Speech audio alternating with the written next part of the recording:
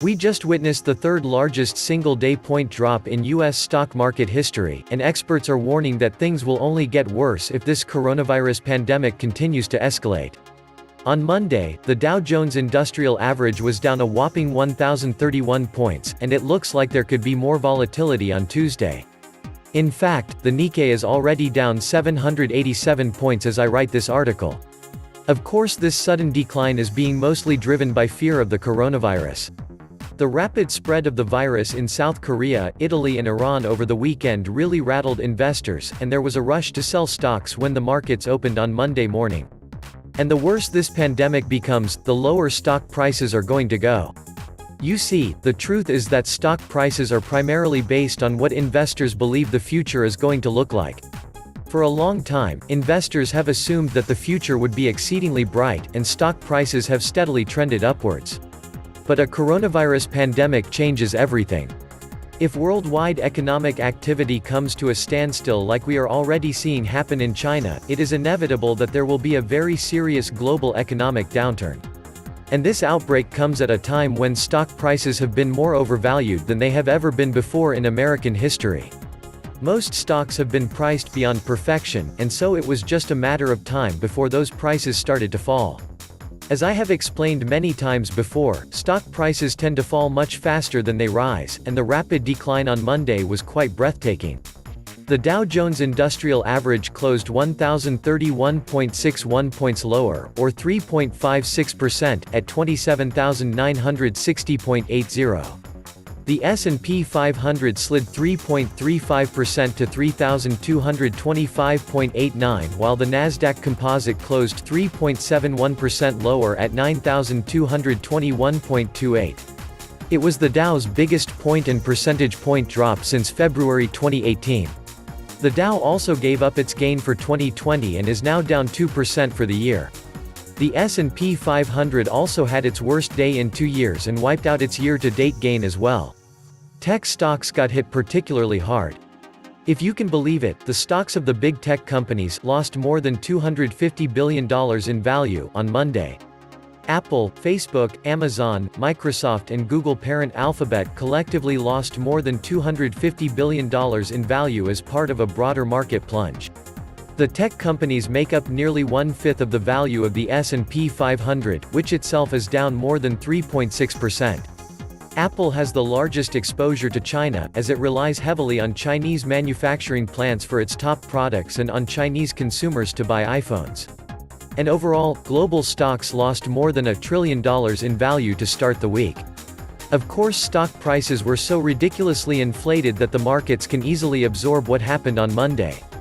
What really matters is what happens next. If U.S. authorities can keep this virus from spreading widely here in the United States, the impact on our economy won't be that dramatic. But if there is a widespread outbreak, all bets are off. More than a decade ago, the CBO conducted a study which examined this sort of a scenario, and what they discovered is definitely alarming. CBO did a study in 2005 and 2006, modeling the impact of a 1918-sized flu pandemic on the economy. They found that a pandemic could produce a short-run impact on the worldwide economy similar in depth and duration to that of an average post-war recession in the United States. Specifically, a severe pandemic could reduce U.S. gross domestic product by about 4.5%, followed by a sharp rebound. The CBO assumed that 90 million people in the U.S. would get sick, and 2 million would die. There would also be demand-side effects, with an 80% decline in the arts and entertainment industries and a 67% decline in transportation. Retail and manufacturing would drop 10%. Personally, I think that those numbers are probably too optimistic. In China, people are deathly afraid to leave their homes right now, and that has caused economic activity to come to a crashing halt. In fact, during the first portion of this month, vehicle sales in China were down 92%.